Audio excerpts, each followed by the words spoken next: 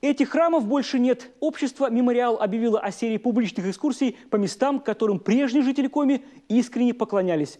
То, что советская госмашина, подобно катку, когда-то прокатилась по многим судьбам наших предков, известно многим. Но то, что вместе с людьми исчезала и история в архитектурном облике, некоторые даже не задумывались. Историк Рогачев собрал неравнодушных сыктывкарцев и каждому показал то, чего они не знали про родной город.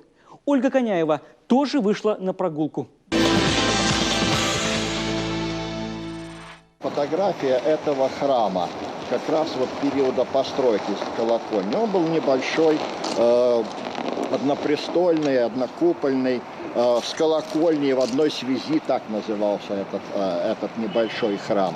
Но вот он был построен именно для тюрьмы. Первая точка – памятник часовня жертвам политических репрессий. Историк Михаил Рогачев погружает собравшихся в прошлое, когда Сыктывкар был Усть-Сысольском. В городе один за другим на общественные деньги возводили храмы.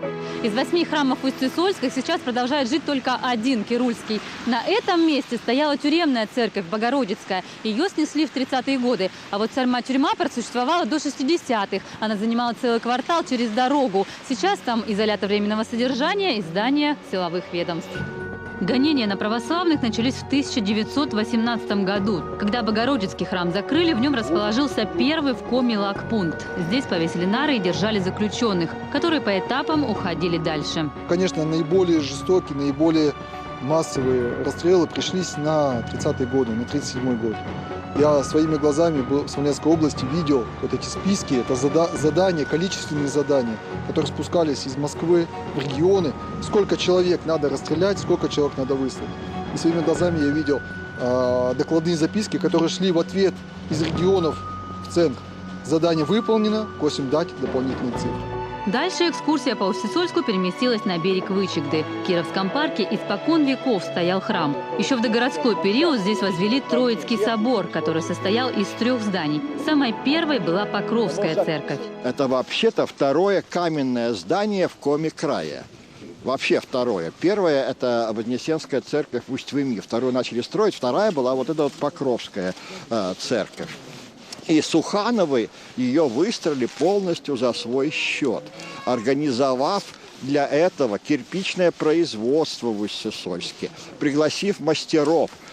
Троицкий собор построен устюжскими мастерами. У нас просто не было каменщиков. Отсюда и начинался Усть-Сысольск. Нынешняя улица Орджоникидзе была Покровской. Кстати, берег реки начал осыпаться еще тогда, в 19 веке. Из-за этого в Троицком соборе пошли трещины, и стены пришлось стянуть металлическими скобами. В 1932 году храм разобрали. Потрескавшийся кирпич пустили на строительство первой в городе гостиницы «Север». Это уточнение неожиданно для главного рассказчика сделала преподаватель СГУ. Нельзя его использовать, но партия сказала, что надо. Вот, и, соответственно, был построен. И через некоторое время трещина дала вот эта вот гостиница, этого человека, в общем-то, посадили.